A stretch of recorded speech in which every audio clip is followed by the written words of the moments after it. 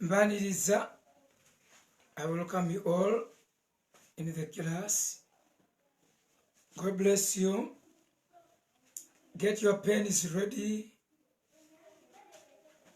your books, and class.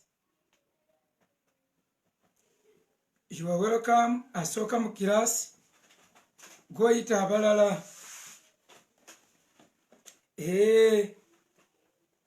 Online classes ebya time mujja tusaasira ebintu bingi ebibaawo network biki bingi nnyo ebisumbuwa naye omuganda agamba ogutateganya teguzza nvuma. Je tukoma okutegana, je tukoma okukkiriza Katonda ali wamu naffe. Okay, tuli ku bibala eby'Omwoyo Omutukuvu. Ebibala nkyakkaatiriza bye bitufuula aba Katonda. Ebibala bye bitwawula ku malala bonna. Twabula lwa kibala tugenda kununulwa kuyita mu bibala.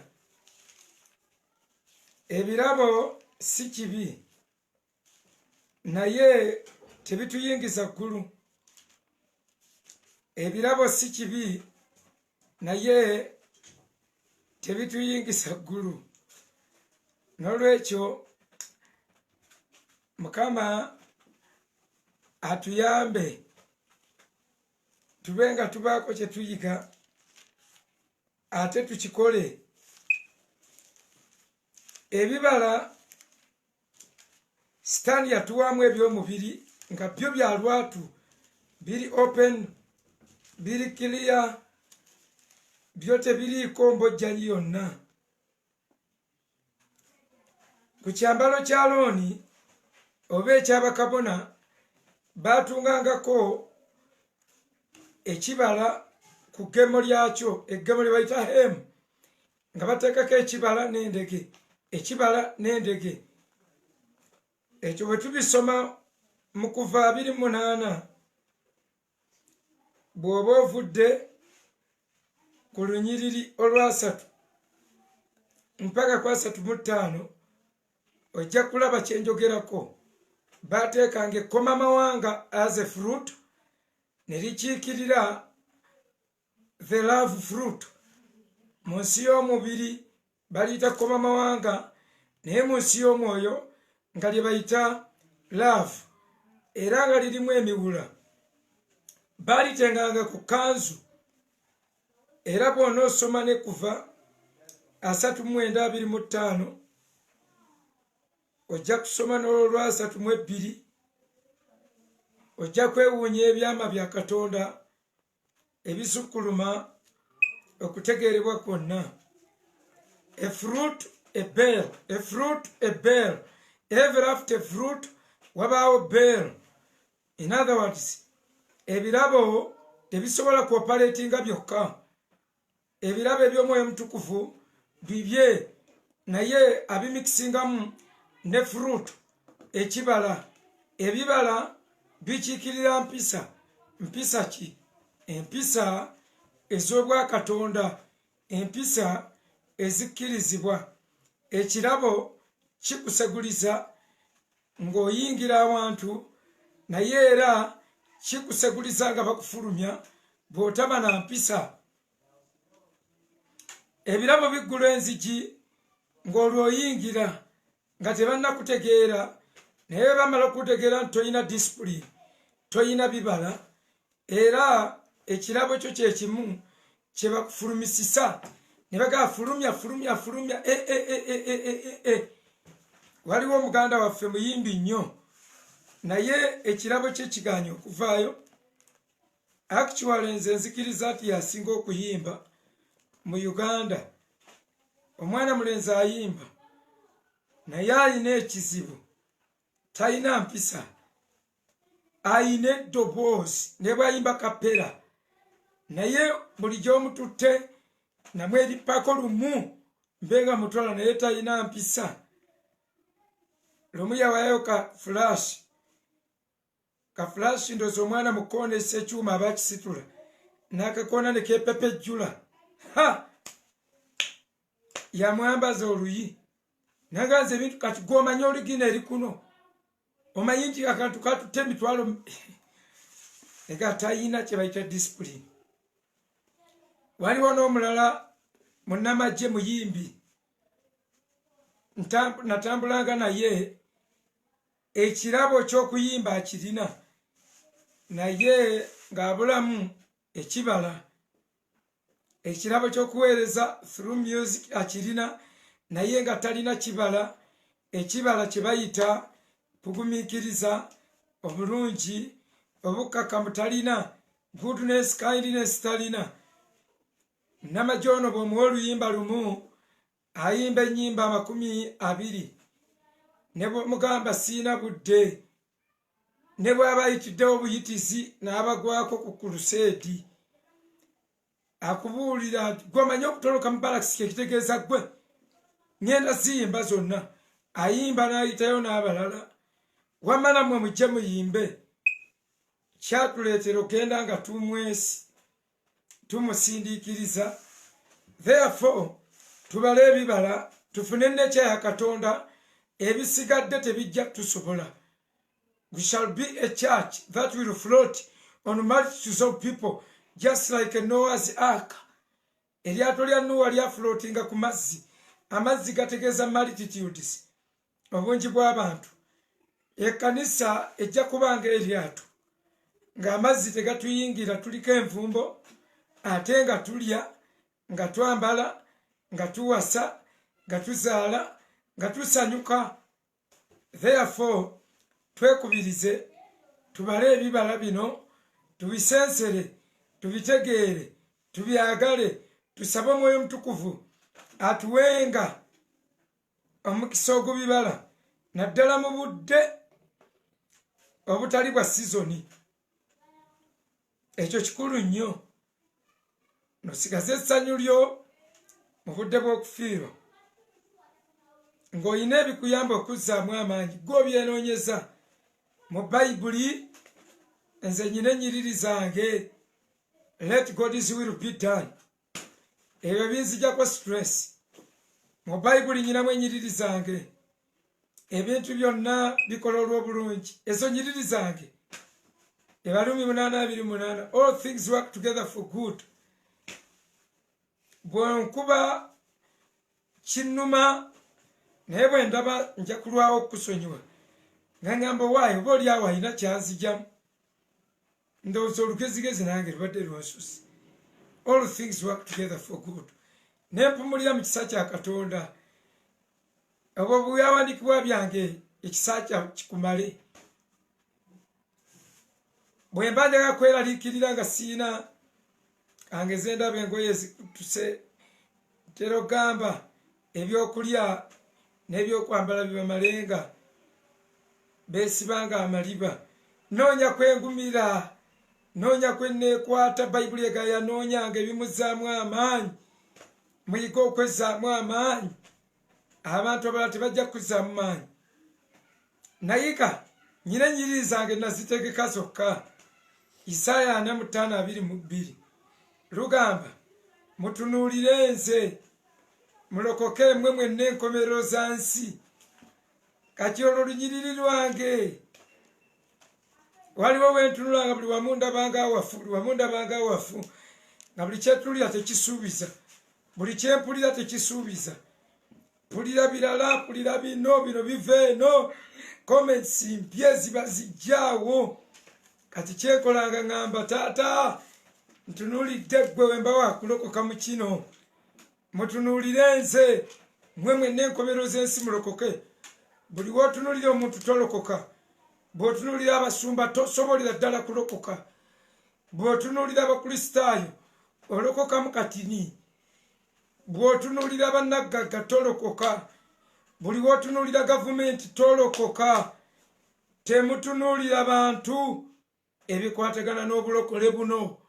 Buli omu taata yatugamba mu Isaya 5:22 bwe muba mwagala okulokoka mutunuulire nze, temutunuulira abantu. Omuntu asobola okukuyiwa essaawa yonna, mutima mulimba, ate naye bambi omutima gwe guba gumulimbye, onenya wa bwereere. So nze nejjako stress nenjijja ne ku maka gange, buli kintu kyonna noonya engeri gye nkikolamu, ne tunyumirwa ne tutambuza obulamu. Tuli ku kibala kye bayita faithfulness, obwesigwa. Faithfulness kye kibala ekyomusanvu. The seventh fruit of the Spirit is faithfulness. Basebo ne bannyabo, ensi eyaayaana okulaba obwesigwa bw'abantu. Omuntu ne bw'aba mubbi n'abaako ebintu byabbye, anoonya gw'abiteresa nga mwesigwa ate abimubbeko. N'omubbi atya omubbi. Why? Ekintu ekirireya mu nsi bakiyita faithfulness, obwesigwa. Obwesigwa ekigambo kino tuyinza okivunula as reliability. Reliability, when you are reliable, nga weesigamizikako, obuulirwa ebyama. Reliability, oba tuyinza okiyita fidelity. Fidelity, ebyo byonna bijjayo ekigambo faithfulness. Tuyinza okiyita trustworthiness. Tuyinza okiyita soothe. Soothe, SOOTH, soothe. Byebigambo bina Bayibuli byeraga ng'eyogera ku bwesigwa. Mikwano, tulina ebbanja nga Baluumi bw'atugamba 8:12 nti abooluganda tulina ebbanja. Omubiri si gwe gutubanja, naye omwoyo gwe gutubanja okugoberera. So tuli ku bibala by'omwoyo mutukuvu, ekibala namba 7 kye bayita faithfulness, oba reliability, oba fidelity, trustworthiness, oba truth. Byebigambo bina Bayibuli byejjayo ng'eyogera ku faithfulness. Bannange truth, kigambo ekyo mukiwandiika bulungi ne mutakola thusu, oba n'okisoma bulungi kiri truth. Okay, twagala kutunuulira. Twagambye buli kibala tulina okunoonya Katonda yakibala. Buli kibala Kristo akirina ye, then tusooke tukibale. Kyatabala tetujja kibala. Kyatabala ng'okibala weetaaga kikupulunungako, kikutemako. Buli kyataasimba akipuluninge ku bulamu bwo. Tubala bibala bya Mwoyo Mutukufu, so si kubala nga kitaawo. Muyimirwa nnyo okugamba nti wafaana kitaawo, oba okugamba nti wafaanamu engeri ya President Museveni. Awo nawulira nga wasanyuse noga I am like that also. Nenjogera nekyuka n'otandika n'okunanaagira mbu kaakati gwe baatuyitira okufaanana ye Kristo waffe, gwe baatugamba kyekigera kye tulina okwepimirako. Mwagala nnyo okubagamba wafaana jjajjaawo, wafaana kitaawo, wafaana na maama wo. Twatondebwa mu kifaananyi kya Katonda mu nsi y'omwoyo, so si mubiri. Kati bwe tupateekinga God's nature, tuba tudda mu kifaananyi kye. Ekifaananyi ekyo kye kituwa ekiddako ekyokukola. Era olunaku lwajjo nabagambye embala gy'olimu yesalawo biki ebikulondoola. Bw'obanga you partake of God's nature, ebikulondoola bibeera dayimoni, misambwa, mayembe, bitambo, mizimu, byokoola, ndagaano, bizikiza. Naye bw'omala okupatekinga God's nature, ebikulondoola, mercy and goodness follows you. Ebyo ebikulondoola, musooke munoonye obwakabaka bwa Katonda n'ebirala ebirungi biri balondoola. Amen. Tweyongeddeyo Is God faithful? Chechibale erimba Galatia 5:2 ekibale ekyomusanvu. Yes, God is faithful. Psalms 36:5. Psalms 36 olunyiriro lwokutaano. God is faithful. Ne Psalms 143 verse 1. Kati nze kansooka nsome luno 35 no Psalms 36 verse 5. Ekisa kyo ayi Mukama kiri mu ggulu, obwesige bwo bubuna ebbanga. Ekyo kye bayisa obwesige bwe ey'oluzungu ekiyita faithfulness, ey'olungereza ekiyita faithfulness mu Zabbuli 3:6 layini ey'okutaano. Zabbuli 3:6 layini ey'okutaano. Katulabe mu luzungu obwesige bwe bw'otaweerwa mu Luganda oba owuliranga ekinaanuuseemu. 3:6 layini ey'okutaano. Your mercy, O God, is in the heavens. Your faithfulness reaches to the clouds. Your faithfulness reaches to the clouds. How faithful God is up to the clouds. Mpaka waggulu kubire. That is why we can fly as far as the clouds and beyond. Because God's faithfulness is beyond. Obwesigwa bwe busukane wano. Ne bwe tuba mu nnyonyi asigala ye mwesigwa. Mukama asigala mwesigwa. Ne mu ntaana asigala ye Mukama. Ne mu bbanga yonna gye tuba mu nnyonyi asigala ye Mukama. Ye asigala mwesigwa. Zabbuli 43 layini esooka. Zabbuli 43 layini esooka. Bayibuli etugambye nti owulire okusaba kwange ayi Mukama, otege okutu eri okwegayirira kwange, mu bwesigwa bwo ompitabe ne mu butukuvu bwo. In your faithfulness respond to me. Ey'oluzungu katulabe bw'ekyogedde. Zabbuli 43 olunyiriro olusooka. Lord, hear my prayer. Listen to my cry for mercy. In your faithfulness and righteousness, come to my relief. Mu bwesigwa bwo jangu ontaase. God is faithful.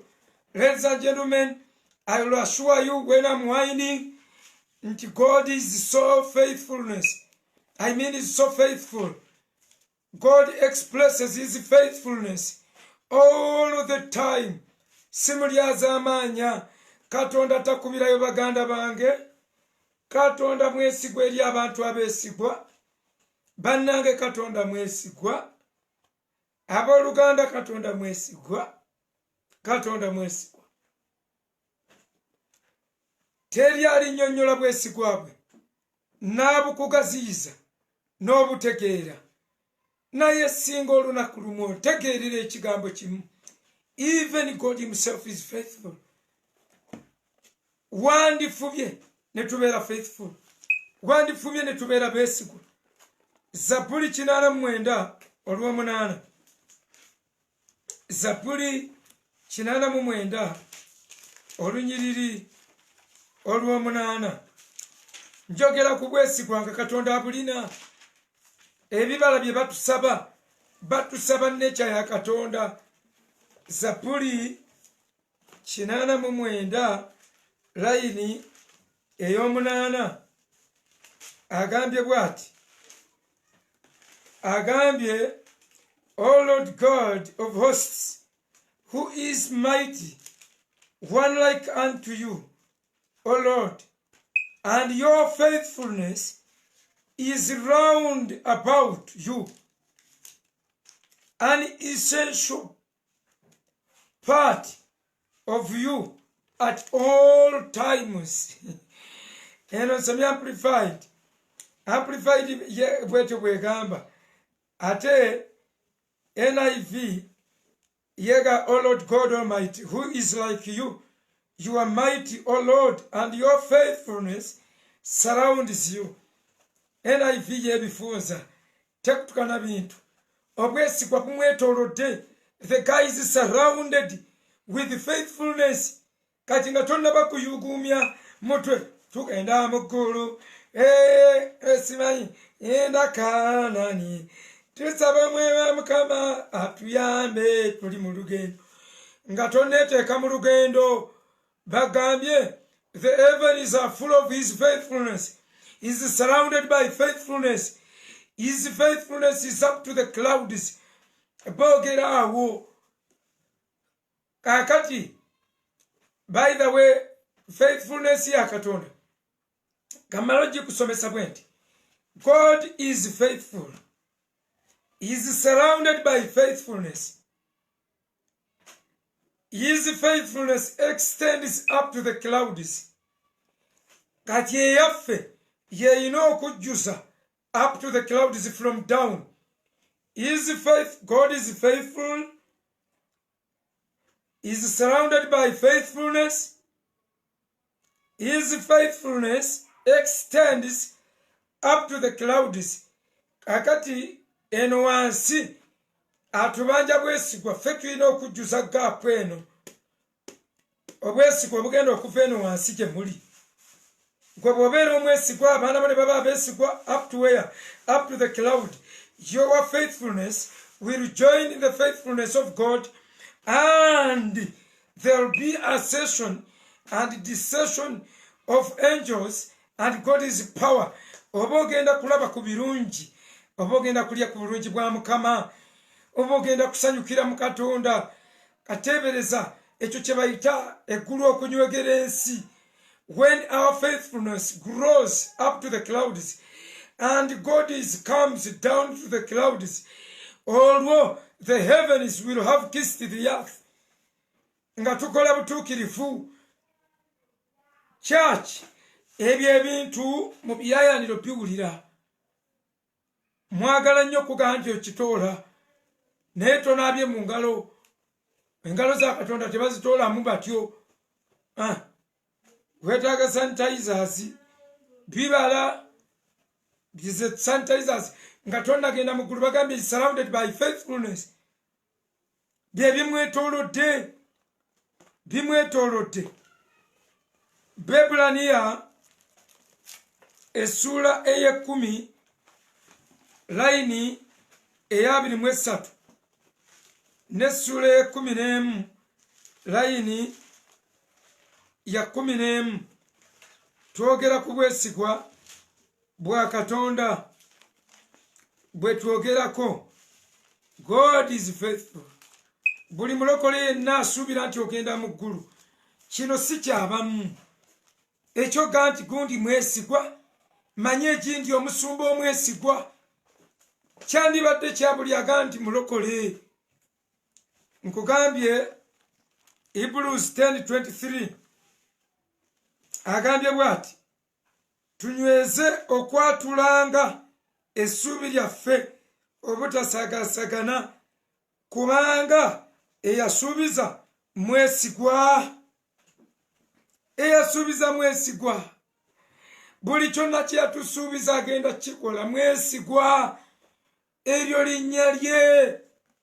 Katonda mwesigwa church. Mwesigwa tayinza tuyitamu. Naye oluusi kyaki erabikanga omwana yalekebwawo, nerabikanga omukazi yalekebwawo. Tayito zonna ze batuyita zibanja obwesigwa. Obwesigwa eri abaana baffe. Ate naffe n'atuyita abaana.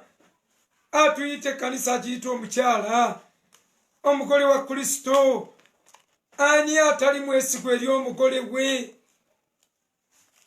Ekimuyisa omugole, omukazi bw'alwawo eri abasajja abatamanyi kwagala afeedinga. Ffe ne tusigaza tayito y'obugole. Tusigala tuli bagole. Abanyarwanda bansanyusa. Bo waabwe abamugole ne waba amazeewo emyaka 4. Abamugole Nowa Kristo bw'ali. Osigale ng'omuwa ekitiibwa. osigale ng'otendereza asigale ng'akwagala naye atuyita abaana n'atuyita abasirikale teri mujasaabira abandoned by his government n'atuyita abaathletics teri mu athlete ate aba abandoned abakiikirira ggwanga na abakiikiridde ttiimu atuyita abaana teri mwana Katonda si muzadde nabagamba yagamba olaba nammwe ababi mumanyi okuwa abaana bammwe ebintu ebirungi talisingawo. Let us have faith in God. Bayibuli egambye mu Bebulaniya 12:3 eyasuubiza mwesigwa n'okukola alikola. Ate 11:11 Bebulaniya 11 olw'11 ayogedde bw'ati. Bebulaniya 11:11 luli kandi kusomere nalwo mu Luzungu olw'13 kasooke nduddeko tulusome mu Luzungu 13 in English agambye let us hold unswervingly to the hope we profess, for he who promised is faithful. Tunyweze okwatula kwaffe twatule bwe tutyo. Abaluganda siri w'amaanyi nnyo naye buli kintu nkigezaako nfubako ekintu ky'okuba okukkiriza mu Katonda nti mwesigwa nkifubyeko nkikkiriza era buli wendaba nga baagala okufunamu Dawudi ewaka mba mpulira obulumi nembatuuza nembanyonnyola Ikeyaasi mmwe temulaba mmwe mulowooza obagana nalina envunza nnimba mmwe temulaba gyanzije nantuusa wano wantuusiza nga mbagamba is faithful Ikeyaasi omuntu nze abuusabuusa nti Katonda tisimwesigwa mba mpulira obulumi ku mutima. Bebulaniya 11:11 agambye bw'ati olw'11 and by faith even Sarah who was past childbearing age was enabled to bear children because she considered him faithful who had made the promise. She considered him faithful, the one who had made the promise to her. Katonda bw'asuubiza embeera ezikulinanye ne ziba tezisuubiza. We don't need the surroundings to promise. When God promises, if God promised you a child, ne bw'onooba wa myaka 6 nyweza bye waloota totiisibwa. Tugambye eyasuubiza mwesigwa bw'aba yakusuubiza embeera nga tesuubiza embeera sinneesigwa. They are shadows. Circumstances are shadows.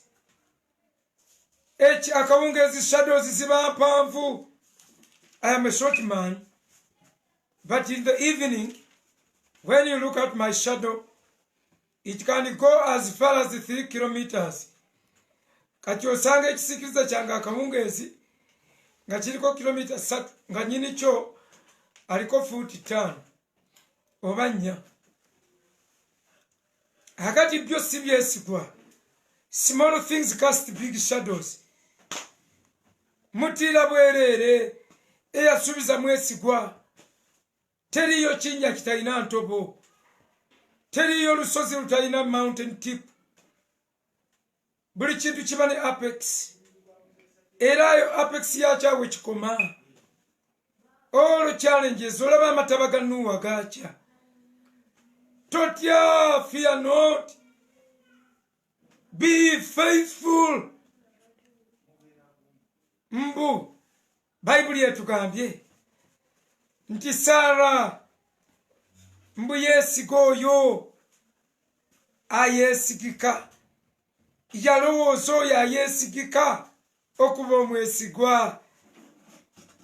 Nze neewuunya Katonda. Wano we neewunyiza Katonda. Excuse me. Kanywemu olwekyo. Neewuunya Katonda. Naloota ekirooto emyaka 2 egyali giyise nga nsabira omuwala nga bamwetoloola laazima era obudde bwatuuka yali afudde era laazima n'azuukira mu kirooto nekituuka after 2 years era mu mubiri nenkiraba. Ebintu bingi byendaba mu birooto nze nembirindanga mbaga. Nasaba Katonda ekintu eki nti taata nyamba omutwe gwange gubeere gw'abafala nga teguloota okujjako ekirooto ekinaatuukirira ng'ate gwe kireese nga gwe kireese kyovula siroota kakikya mungi. Aye nendaba ate sekoko n'emira ekyaki kati kyaki nefuuka mu pikipiki ate negenda nefuuka timba. Oli aloota ekirooto nga tolina nabwe kitandikira neyakiroose naye nga tolina nabwe okigattira nga tebibangayo ne byaloose oloota bintu tekifuuka nga dayinaaso. Dayinaaso ziraba mu bibajje naye nkugamba bw'obanga owaloota bw'aba yayogera mwesigwa. Bane Katonda yali mwesigwa eri Yusufu, yali mwesigwa mu sayidi zonna. So that is his nature. Being faithful is God's nature. Mwesigwa. Okay. Kakati tutunuulire Kristo gwe. Tutunuulire ate tulabe. Kubikulirwa 19:11 omwana waate tulabe olulyo lwe mwagala okweteekamu. Mwagala nnyo okweyita abatukuvu, mwagala nnyo okweyita abakulu mu mwoyo, naye bino waba tobirina ebibala bifeeko ebyokweyita abakulu. Go to Sunday school. Kyova olaba ku kyaki yange eyinza okubamu abantu batono nnyo. Banja kuddira omusajja omukulu ajja avuga benzi ye muteeke mu Sunday school oba tuteekewo kiraasi ez'enjawulo mpaka bwakula mugyeyo musomose muteeke mu masomo gano ag'abakulu. Mulimu abasumba benyiza okuteeka mu Sunday school. Ekyaki nga mbadde njikoze eyamukuye naye kuteeka mu Sunday school. Okay, tugambye kubikulirwa essuula ya 19 layini ya 11. Kubikulirwa 19:11 agambye bw'ati, nendaba eggulu nga libikkuse era laba embalaasi enjeru n'eyali agituddeko ayitibwa mwesigwa era ow'amazima ne mu butuukirivu asala emisango era alwana. Mwesigwa eryo linnya lya Kristo. That is his name. Kakati we babagamba abantu bange abatuumiddwa erinnya lyange bwe baneetoowaza ne basaba ne bakyuka okuleka amakubo gaabwe amabi. Abantu bange abatuumiddwa erinnya lyange bwe baneetoowaza ne basaba ne banoonya amaaso gange ne bakyuka okuleka amakubo gaabwe amabi, nange naawuliranga nnyima mu ggulu nenzika nemponya ensi yaabwe. Nzizeeyo wali. If my people are called by my name. Kristo yali ayogera. What is his name? His name is faithful. Bwe bagamba you are faithful, era wali agenda gamba abaddu be, come, come, my faithful servants. Mujje baddu bange abeesigwa. Ekyagenda kibagamba mu Matayo essuula ya 25 layini ya 34. Liri linnya lye. erinnya lye tebatuuma tuume nga bwe babatuuma mmwe abakatinvuma oba mmwe abeddira enkebuka ne mukuŋŋaana ne batandika okulanya oba mmwe ab'emmamba amannya go gwemukuye oli muzzukulu wa bidandi oli muzzukulu wa kizito oli muzzukulu wa tegawalana amayembe oli muzzukulu wa ndira butafa oli muzzukulu wa sendevu ayebase enalulago nemukuba obululu katonda si bw'atuuma okutuuma kwe is when we are partaking his nature ensi neetuyita faithful man n'agamba have you seen my faithful servant Jobu mulabye omuddu wange Yobu omwesigwa katulabe wano okay Matayo 25 olunyiriri 34 Then the king will say to those on his right, come you who are blessed by my father, take your inheritance, the kingdom prepared for you since the creation of the world. For I was hungry, and you gave me something to eat. I was thirsty, and you gave me something to drink. I was a stranger, and you invited me in. I needed clothes, and you clothed me. I was sick, and you looked after me. I was in prison, and you came to visit me. Then the righteous, the faithful will answer him, Lord, when did we see you hungry and feed you? Oh, thirsty and give you something to drink? When did we see you stranger and we invited you in? Or needing clothes and clothed you? When did we see you sick or in prison and go to visit you? The king will reply, truly, I tell you, whatever you did for one of the least of the brothers and sisters of mine, you did it for me. Then alichukira abamukono guli alibagamba va wendi. Wano enegambye my righteous and alegamba my faithful. Era abalabika Kristo wali kamba balaga bagenda okulabika wali nga mazo bayingiza kubikulirwa 17:14 kubikulirwa 17:14 atulaga abantu abagenda omwetoloola jokera twalaze Katonda mutukuvu bwesigwa bwe bumwetolodde oyagala okubeera abamu abagenda okweterera Katonda. Be faithful, beera mwesigwa, obwesigwa bulemye abantu. Be faithful. Kubikulirwa 17:14 agambye bwati, they will wage war against the lamb, but the lamb will trump over them, because he is Lord of lords and King of kings. Akona kamala nateka mu Ifen, and with him will be his called, chosen and faithful followers. Omwana gw'endiga agenda kulabika ne group 3 ez'abantu abayite be bali babato, abalonde be bali babavubuka, n'abeesigwa be elders. Eldership tuli ku bya mwoyo, abeesigwa be bagenda okumwetoloola. Eno egroup egenda okuba ng'emwetolodde, those who are called, chosen and faithful.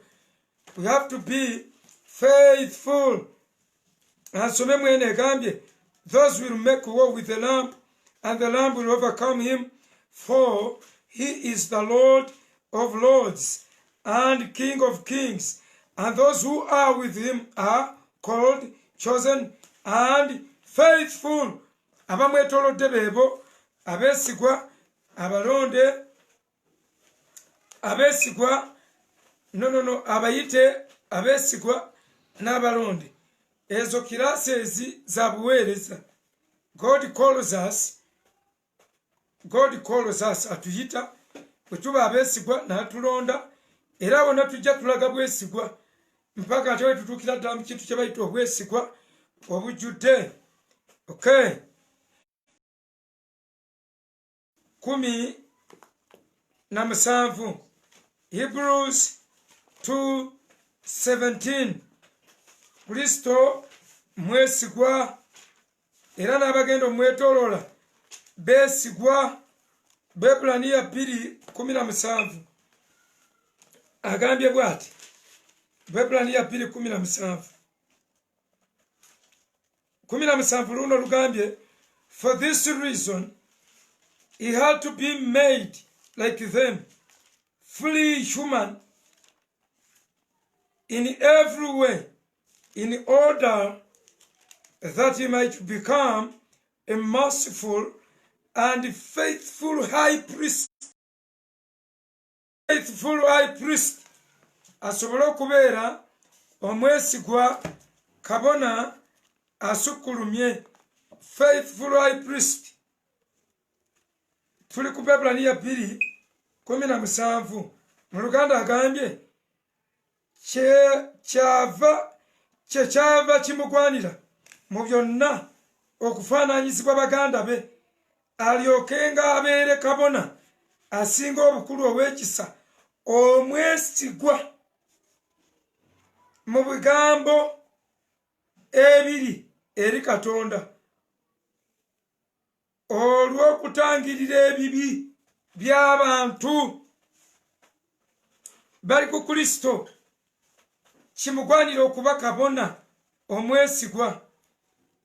Bwe kimugwanira okuba kabona omwesigwa, kamala okusomako ne kweno 17 Bebulaniya 2. Therefore in all things he had to be made like his brethren, that he might be a merciful and faithful high priest in things pertaining God, to make propitiation for the sins of the people.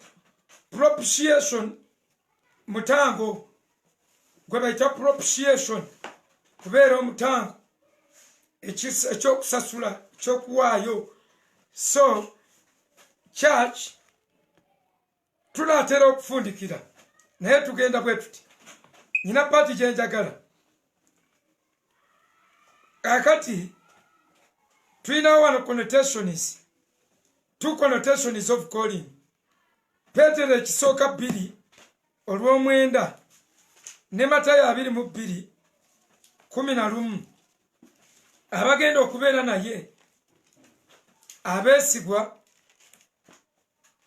abayite, abalonde n'abeesigwa. Kakati okuyitibwa kulina connotations zaako. Kale katusooke wano mu Luganda. Petero ekisooka 2:9 agambye bw'ati, naye mmwe muli ggwanga ttonde, bakabona, bakabaka, kika kitukuvu, bantu banvuma, mulyoke mubuulirenga ebirungi by'oyo eyabayita okuva mu kizikiza okuyingira mu kutangaala kwe okw'ekitalo. Kati ffe batulaga wano connotations ez'okuyitibwa. Awo na tulina kuba beesigwa. Matayo 22:14 Matayo 22:14 nsooke nsome luli mu Luzungu olwa Petero ekisooka 2:9 Petero ekisooka 2:9 mu Luzungu, kubanga oluusi ebintu bimanyi okutabuka mu lulimi olumu. But you are a chosen generation, a royal priesthood, a holy nation, his own special people, that you may proclaim the praises of him who called you out of darkness into his marvelous light. Okay. Kale Matayo 22:14 Matayo 22:14 agambye Matayo 22:14 nti kubanga bangi abayitibwa naye abalondemu batono. Kati ensonga ezo bbiri zisaana okumanya nti zino steps ez'okuweereza. God calls us, we are chosen, he chooses us, no, he calls us, he chooses us, then natutuusa mu kitulutuluvuluba kya faithfulness, mu kimmemmette kya faithfulness. Tuyina kuba beesigwa ng'Abakristo. Kale bassebo ne bannyabo, njagala kubagamba ebigambo bino biriwa okuyitibwa. Now we want to see the areas where the church must be faithful. Faithfulness. Ako ba students mukawandiike areas of faithfulness. Areas of faithfulness. Areas z'obwesigwa. Biki mu ngeri ki ze tulina okubamu abeesigwa? Mu bitundu kimwe tulina okuba abeesigwa. Areas of faithfulness. Areas ze tulina okubamu abeesigwa. Ogwo mutwe mwenna banakola ebibuuzo ekyo kyetegekere. There are 5 areas Bible zeteekako essira ze tulina okubamu abeesigwa. 1. We have to be faithful in that which is least. Tulina okuba abeesigwa ne mu kitono. Mulimu abantu nga taligaba mpaka lwalifuuka nga kirumira mu ssente, oba lwalifuuka nga sudiiru, nga buli lunaku agamba nkyalina byentereeza, kentereeza, bannaye we naatereeza, bannaye kenditereeza musumba, nze kubuulira ngenda kuyimirirako n'obuweereza obunzi. Olunaku luliba olu, azifu olwaleero ziri 2. So abantu bangi tebakimanyi. Mbagambye tulina kubeera faithful in 5 areas. 1. Faithful in that which is least. Tulina okubeera abeesigwa mu kitono. 2. Faithful in the things of this world, especially finances. Okuba abeesigwa mu bintu by'ensi eno, kusingira ddala mu by'ensimbi. 3. Faithful in that which is of another man's. Okubeera abeesigwa eri ebintu by'abalala. 4. Faithful as stewards in the mysteries of God. Okubeera abeesigwa eri ebyama bya Katonda byatuteresezza. 5. Faithful in the realm of sexual purity. Eri obulamu bwaffe, eri ebintu by'okwegatta oba areas z'ebyobulamu by'emibiri gyaffe, oba mu bya relationship, oba mu by'okwegatta. Ziri 3, manya 5. There are 5 areas in which we have to be faithful. Mbye tulina okubeeramu abeesigwa, bye tulinamu ebbanja eritoogerekeka. Nkugambye ekisooka, we have to be faithful in that which is least. Mwekyo ekitono. Luka 16:10. Kati buli kimu nkikuwaako olunyiriri. Nkikuwaako olunyiriri. Luka 16 olunyiriri olw'10. Tulina kubeera beesigwa mu kitono. Mu kitono. Agambye Luka 16 olw'10.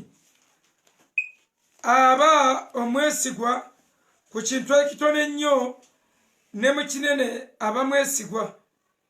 Era aba omulyazaamaanya ku kintu ekitono ennyo, ne ku kinene aba mulyazaamaanya. Oyo Luka 16 olw'10. Yesu yasomesa kiriyale. N'aboluzungu kambasomere wano mu luzungu. 16 olw'10. Agambye, he who is faithful in what is least is faithful also in much. And he who is unjust is what is least in unjust also in much. Is least in unjust also in much. Okay. Olweruzu. Basema ne banyabo. Mubere mwesigwa n'ebintu ebitono. Tolinda kweza ngoye 10. Okabe. Ewaffe nagamba baagabanga. Ku church ngaze mpoza ndi bubi Mukama akimanyi. Ndi bubi.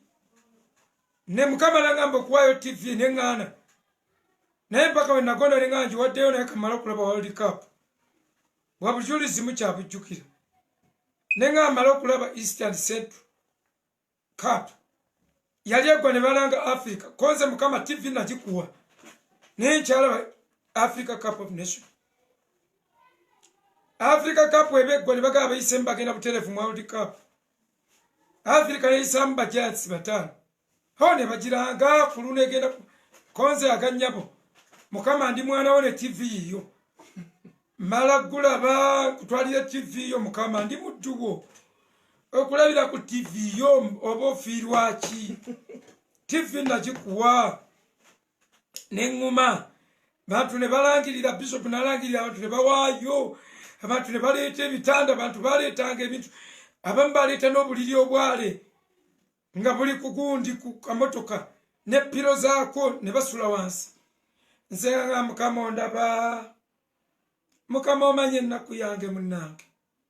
Born to suffer. Nenga nyina TV njiremete.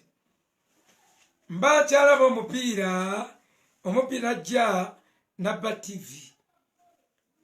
Nekaza mwanyina ze gwe nali nsuze naye yali asula mu kazigo kange. Bali bamuyita Joyce ne mugamba Joyce nkubuulira amazima tonzija mu mwoyo.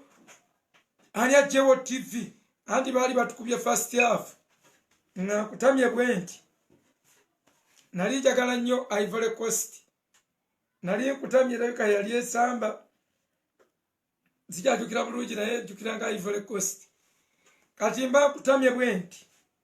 Nsiriikiridde otuloje twantwalira nina second half. Baka tukuba golo nga 3. Siraba tugenda ziyunga. Nsiriikiridde bwenti. Otuloje twantwalira. Mba nebase. Omubbi najja najjawo TV. Nenzu kukanda be second half nga TV teriyo. Nenzira kumwanyina zempa TV ze sizanyirwako tozijja mwoyo. Azifo mpira mbadde mwoyo. Nemuka tonzanyiranga ko mukimanyi. Joyce nangamba Gerard nkumanyi ku mupiira. Sinza kweta ntala fire tuyita nabo labo mupiira. Teri ayimirira nkyuse nyenze nterera. Naye mupiira nga kweguli. Buli kintu kyonna oba ompunyiriza toleeta tonsaza tonsaliza wadde mmere kundeterawo mbundye nga ndaba nkwewuunya mba nkwewuunya amagezi mpotye emmere. Akati nenkeberako mu kitanda ne muga Joyce nengwa ku TV nenjigwako ng'eri mu kitanda ani agijewo ng'oluggi ate luggale. Ngenda okebera okwetegereza nga ndaba enkuba yali etonnyerette nga ndaba waliwo ebigere ebyayingidde ng'ate biringa ebiri fureshimu. Nendaba n'ebirimu nga biringa ebifulumye. Nenkwata ku luggi nga lweggula nga TV bagibbi. Wayitawo akaseera ne balangirira okuwaayo. Ne bagiwaayo ku kyaki. Ngenda okubuuza administrator yaliwo. Ng'agamba Muzeeyi Gundi yagireese okubuuza Muzeeyi Gundi. Muzeeyi Gundi ng'agamba abapangisa bagiddekera nga bambabanja. Nenga akambiweeyo ku kyaki. Nali nkyawoza Mukama akwebaza olwa TV yange. Mutima ne gwesiba mundi gumule mpulirako eddoboozi nga ligamba giveeko etuuse bwe yali eraga. Olwo nkomezaawo ebigalo Mukama akwebaza okoberera ebintu by'abatukufu ayi Mukama. Naye banokola tetuswala.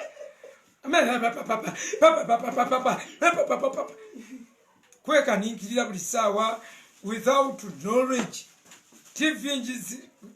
TV So mbadde nkugamba we have to be faithful mu bintu ebitono.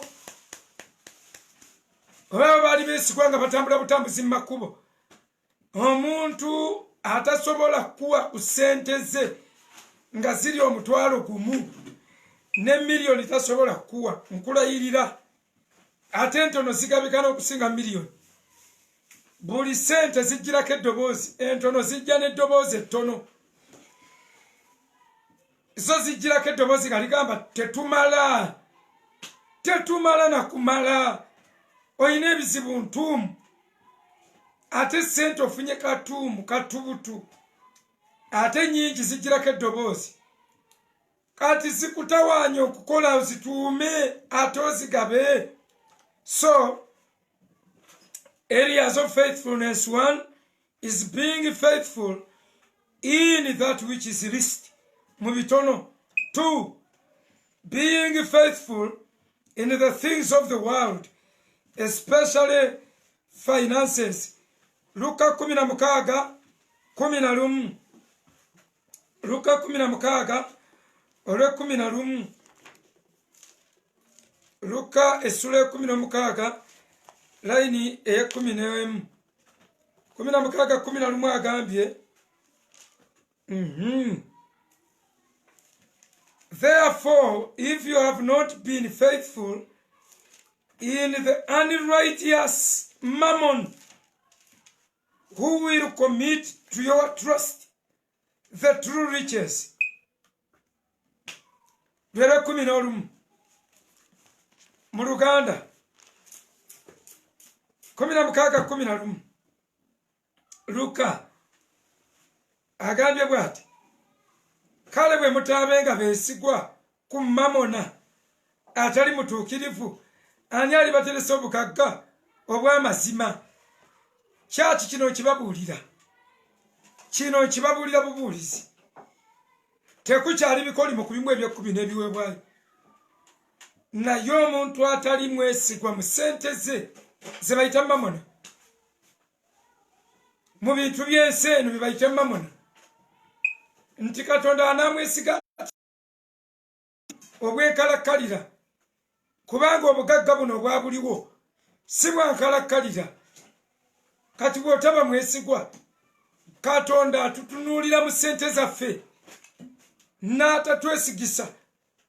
Abasumba balemeddwa okuwa accountability ebiriga, Katonda n'abamma okubikkulirwa, bali sealed mu kubikkulirwa. I'm telling you, kino nze Mukama yakimbikkulidde. They are sealed in revelation. Katonda aganye okubakwasa, okubongera okubateresa ebyama eby'omuwendo omunene bye yababikkulirako byamala, yakiggala, era bye balina okuddiŋŋananga. Tewakyaliwo progressive revelation in the pastors, in some of the pastors. Lwaki? Tebabadde beesigwa with money, tebabadde beesigwa na ssente. Olw'okuba tebabadde beesigwa, Katonda abammye aganye okubeesigisa eby'obugagga eby'omuwendo omungi, eby'obugagga bye abigeraageranya na pearls, okubikkulirwa akugeraageranya na golden pearls. Bw'atyo bw'akyogera mu Matayo 7:12, azigeraageranya na pearls,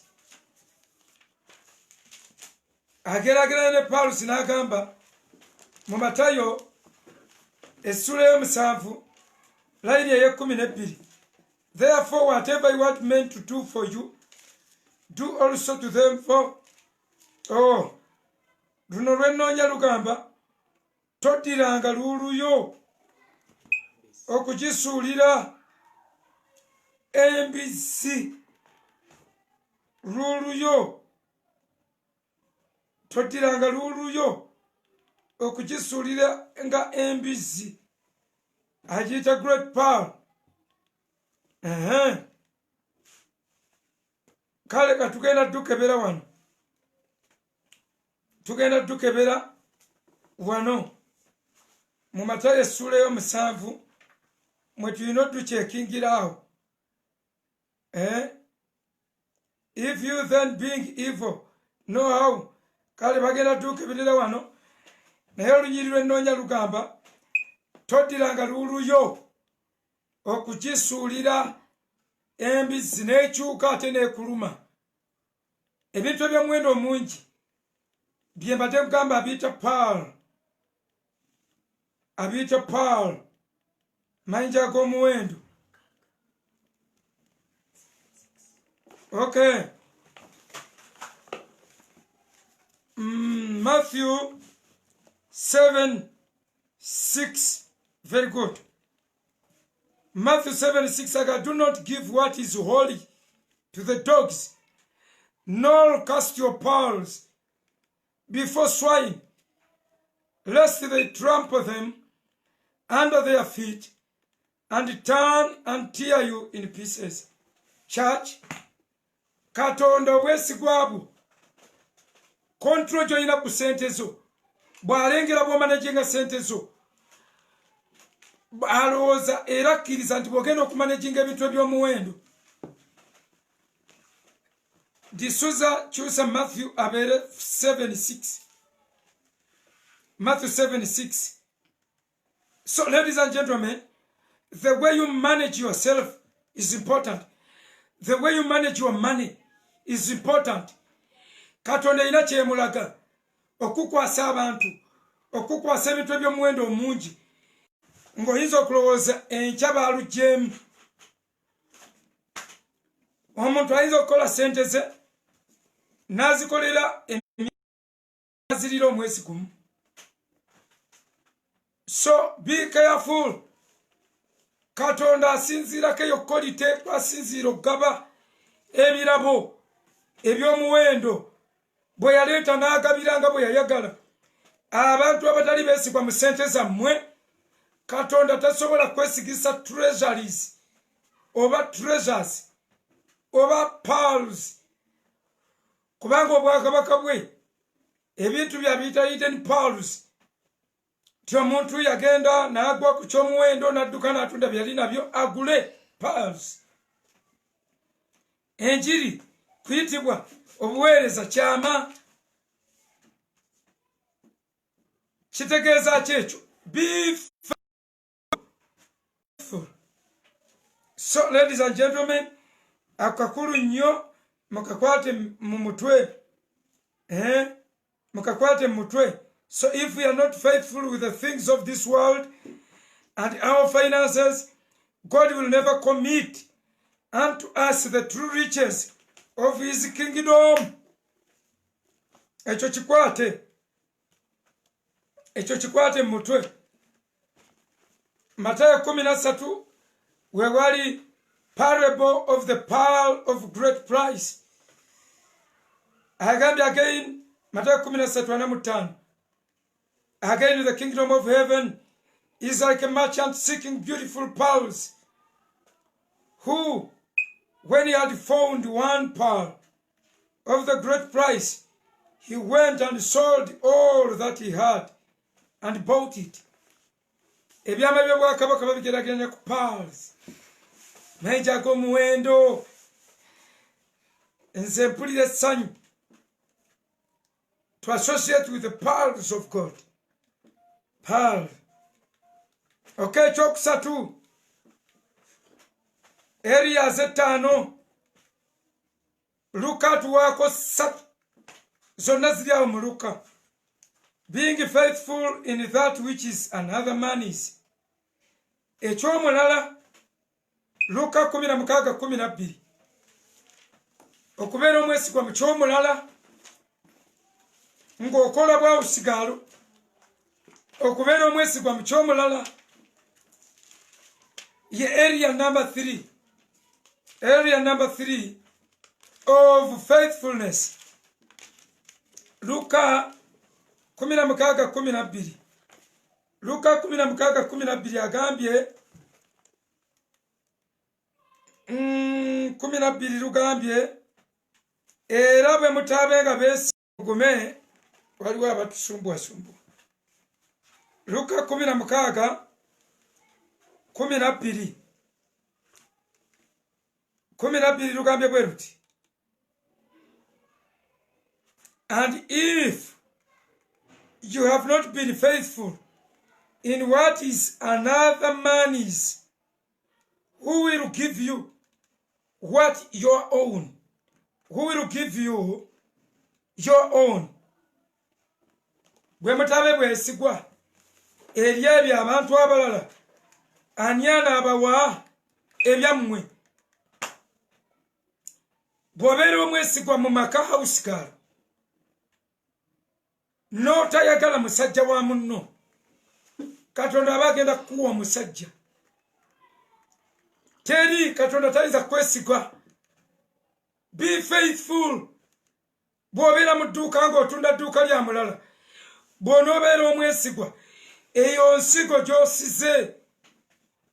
Ezo ze nsigo ze tulina obbasomesa nga tunabasomesa nsigo za ssente. Waliwo ensigo bw'etyo. Beera mwesigwa mu dduuka ly'omuntu. Tunda, tobika, banga Yakobo tobika. Tobika. Yakobo agamba ensolo ne bwe yajjanga n'erya endiga n'egiyuzayuza, nakwatanga endiga eyange n'engizaawo n'engikuwa, nga ye Labbaani tebamubikira. Katonda kyeyava awa Yakobo omukisa n'amwaliza ebisibo olw'obwesigwa. Be faithful to another man's property. Naye leero onoonya omuntu, tuwadde ku booluganda awo piki, mbagezesezza emirundi mingi. Oli ajjaawo owoola, n'amazima ngenda kuba mwesigwa, n'omugulira piki tadda, ne mutandika mutaayiza, n'akakikola ku booluganda nga bana. N'ogula piki, n'oteeganga omusajja gwagulira piki omulala, ono ye era naye yajjaawo ku kyakyalokose, alina driving permit n'egiya amagezi. Waliwo yalina akamotoka n'enkagula nakamuwaako ssente, nenyina akasasula mpola n'engimuwa, n'adduka nayo n'etandika kusula surveillance. Wuuli oyiganga emmotoka yabula n'omuvuzi waayo, basanga asibyeko ekizindala atundirako eddagala. Inshallah muddu wa Allah subhanahu wa ta'ala mbalamusiza. Assalamu alaikum wa rahmatullahi wa barakatuh. Baddu ba Allah mwenna mugenda gula emmumbwa, alimponya alivaawa. Emmumbwa ogiwulira naye eriko question mark. Alimponya alivaawa. Kati ate yo nayo yeebuuza bwebuuza, aligiwonya ekirwadde kyayo, naye batwaba ki bannayuganda? Emmumbwa alimponya alivaawa. So be faithful in another man's business. Be faithful. Be faithful. Abantu bazze bandekera amakanisa. Nesikozesa opportunity kulya ssente zaabwe, tebakulimba. Bakandekera ekkanisa 8 mu Uganda wano. 8 kanisa. Oli eyebugolo bibandikira ku church, engunda mwana bandikira ku kanisa, eno ekyengera bandikira ku kanisa, eno Kawempe Road bandikira ku kanisa, mu Philippines bandikira ku kanisa. Omukazi nga agenda mu America, omukyala yali agenda mu America, naye sa yangamba byonna bye bawaayo gwomanyi, nenkozesa ssente ze nembuulira enjiri. Akatundu ako bakayita Pangasina.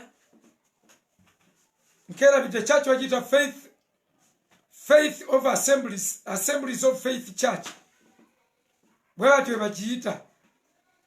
Omukyalo oyo yagindekera emyezi 6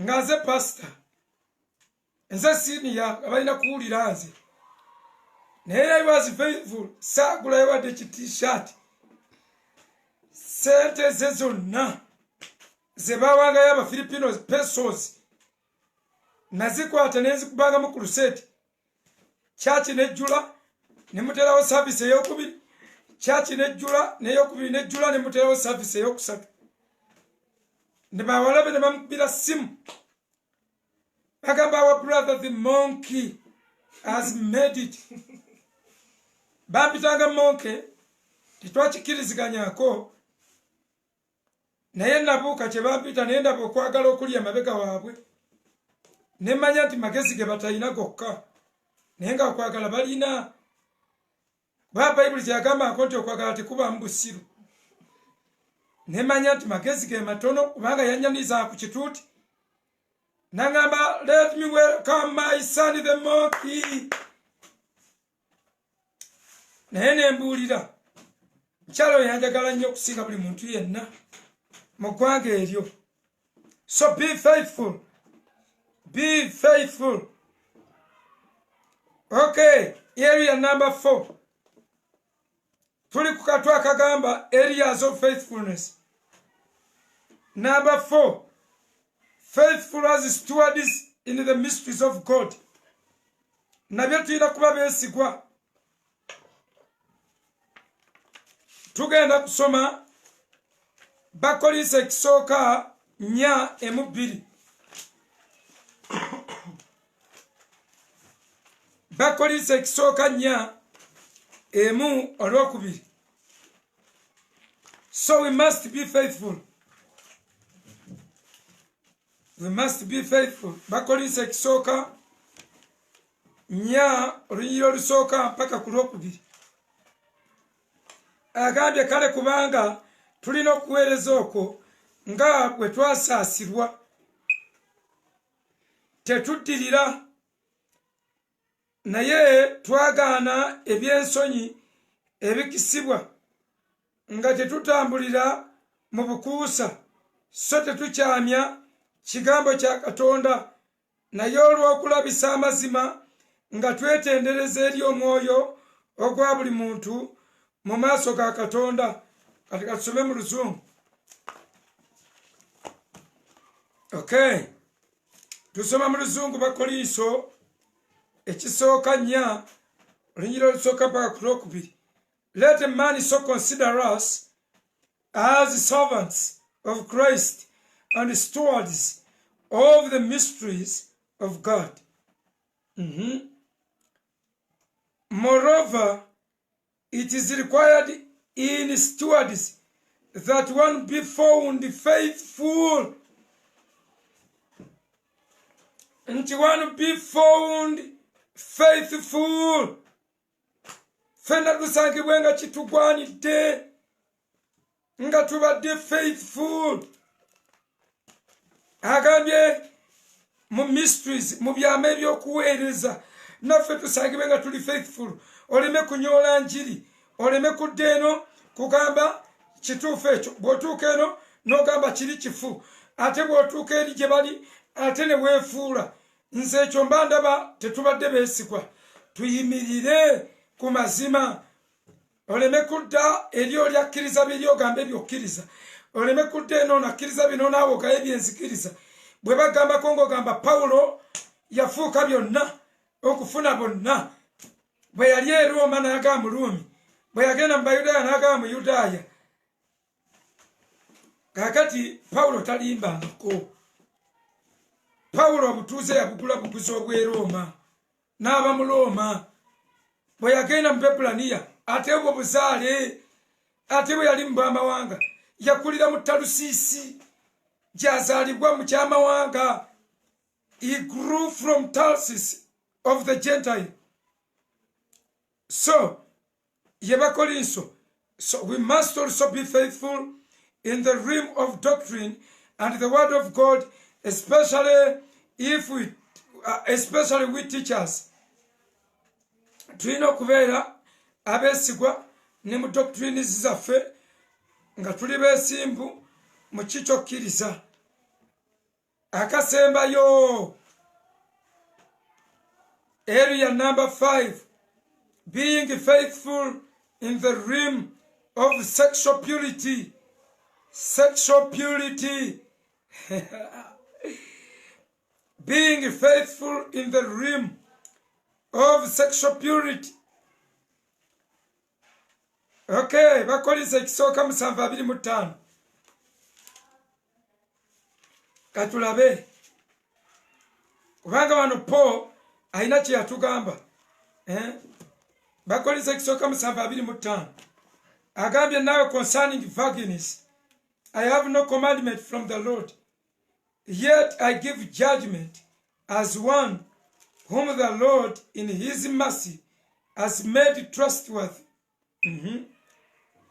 I suppose therefore that this is good because of the present distress, that it is good for a man to remain as he is. Are you bound as a wife with a wife? Do not seek to be loosed. Are you loosed from a wife? Do not seek to be loosed.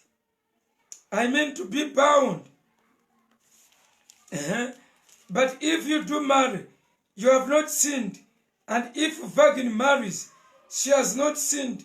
Nevertheless, such will have trouble in the flesh. But I would spare you of this. Akati munonyeze olunyiriri lulyawo mu Malaki 2:14. Tuyina kuba beesigwa mu bintu bino eby'amazima. No cheating. No cheating. Tocheatinga.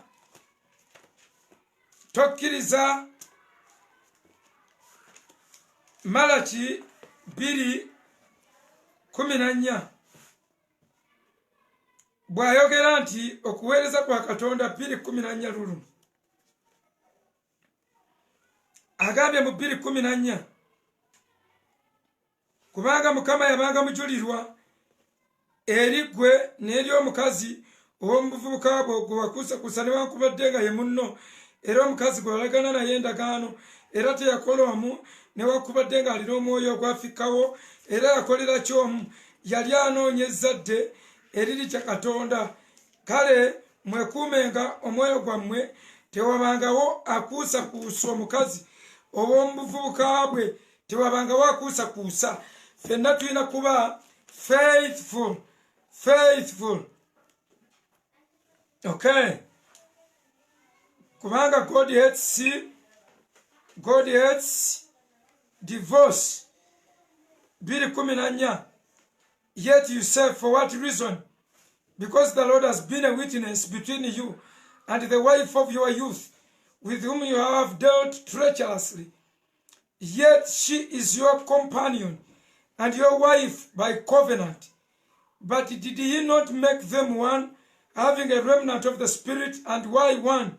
He seeks godly offspring.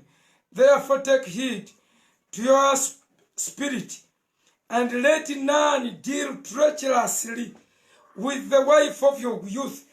Toberanga munafusi na mukazi wo, beera mwesigwa okutuusa okufa. Bayibuli egamba be faithful. Mubeere beesigwa okutuusa okufa. Bayibuli eyogera ku Antipas. Kubikulirwa 2:13. Bayibuli emwogerako as a faithful servant. Tubeere beesigwa okutuuka okufa. Bayibuli eyogera ku muddu omwesigwa eyasangibwa ng'akola mukama we kye yamugamba. Awo wonna boogera ku faithful servant. Again, these things he says, he who has a sharp two-edged sword. Nagamba, I know your works, and where you dwell. When Satan's throne is where Satan's throne is. And you told fast to my name, and did not deny my faith, even in the days in which Antipas was my faithful martyr. Tubeere faithful to death. Tubeere beesigwa okutuuka okufa. tubeere beesigwa okutuuka okufa lwenyirirwa ensembyayo mu Luka 18 olw'omunaana ne Luka 19:17 nkole conclusion nkusabire Luka 17 njagala kusabirira Luka 18 olw'omunaana ne Luka 19 olw'omusanvu zenyiriri 3 mbenga nkuta twagala kubala bibala obulokole bubagoya bulokole butugoyeza bulokole butugoyeza abantu lwaki papa olunyiriri baluyiza ku bituuti buli omwana onyayo tewali thorough study tewali eralikirira buta meeting expectations z'abamutudde mu maaso abantu abamu bavuga bava wala obazanyira ku bwongo and you don't meet their expectation 18 olw'omunaana agambye bw'ati I tell you he will see that they get justice and quickly. However, when the Son of Man comes, will he find faith on the earth? At King James, faithfulness. Attach it to faith. KJV. Yera vilo chita faithfulness. Echita faith. Abuza bwesigwa. Sikukiriza wadabala bachifuno bwe batu. Omwana w'omuntu wanagira alisanga obantu abeesigwa obwesigwa buwedde mu bantu abantu tebakyaswala abantu tebakyalina nsonyi kyabuuza nti omwana w'omuntu waligira alisanga okukkiriza ku nsi alisanga okukkiriza ku nsi. So ladies and gentlemen, ekyo Luka tugenze kalala Luka 19:17 agambye namugamba nti weebale omuddu omulungi kubanga wali mwesigwa ku kintu ekitone ennyo kale laba n'obuyinza ku bibuga 10 kale ba n'obuyinza ku bibuga 10. God is ready to give us 10 cities. Ebibuga 10 oba nabyo obuyinza obujjabwa. People just see us nga bagamba eyo favor bananga ina favor bw'obeera omwesigwa mu bintu ebitono. God gives you 10 cities. Gwomanyi population eba mu 10 cities nkyabanja n'okubanja. They promised 10 cities to faithful servants. God is going to give us 10 cities. 10 cities. Simanyi oba ffe tubimulondera oba yabitulondera. Bw'aba yabitulondera, Lord, I ask for London. I ask for New York. I ask for the cities of America, some few. I ask for the cities of Johannesburg, Africa. I ask bw'aba si yabitulondera ffe twerondera.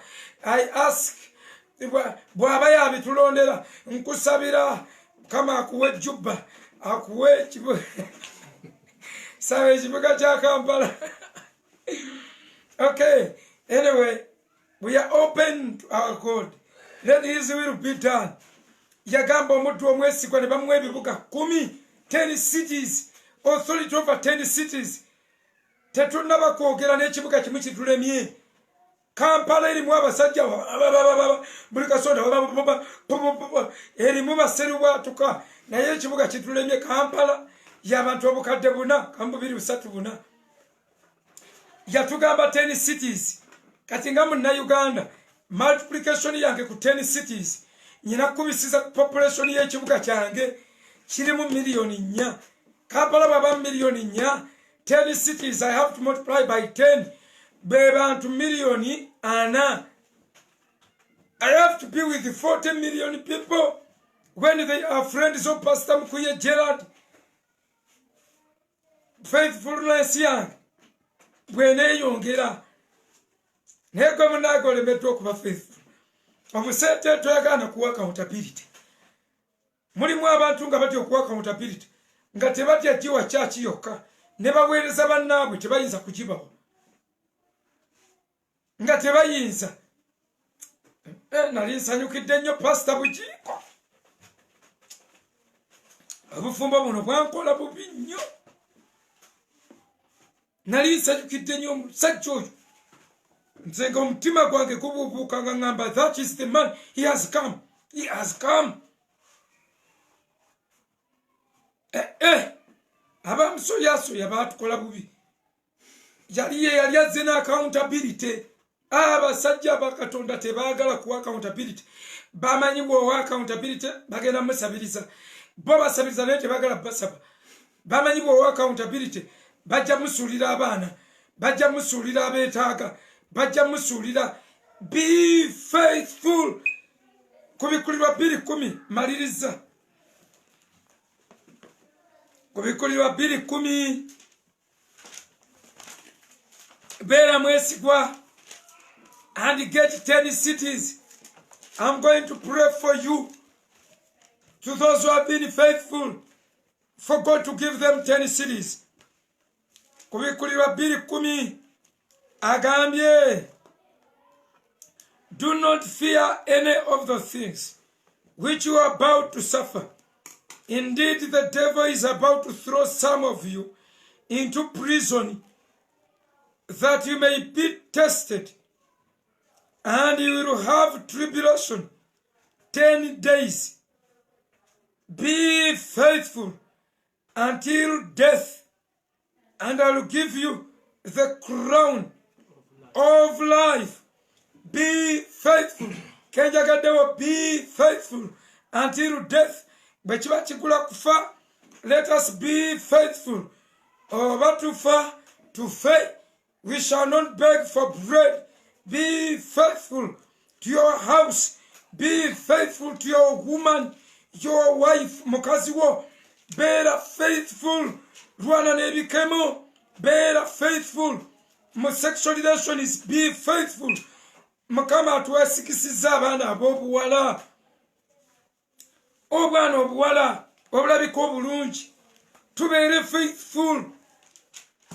Tubeere faithful eri abawala abo. Tubeere faithful. God has given me daughters. Abaana bampadde okulera abawala abalabika obulungi. Bawala abalungi. Bawala abasomye. Abampadde okubalera. Sikyayina leero busiru bwe nnyinza kukola. Nemba siriwalirako. Lwaki? I have to be faithful. Nga kyekyo ekitalinda. Kiki ekitalinda?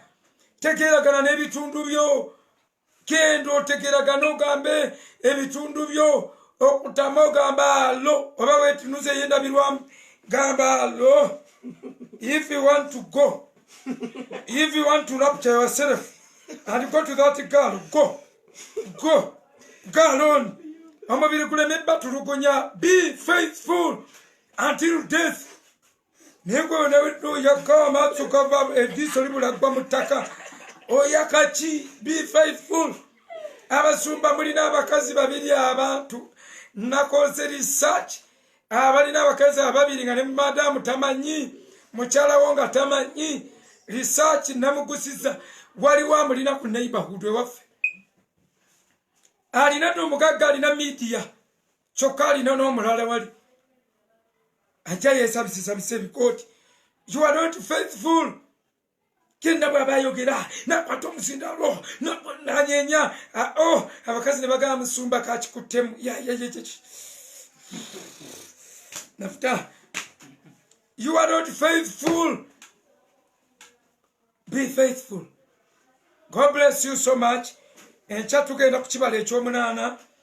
Ekibala ekyomunaana tujja kisoma tukimalirize, ekyomwenda tukimalirize.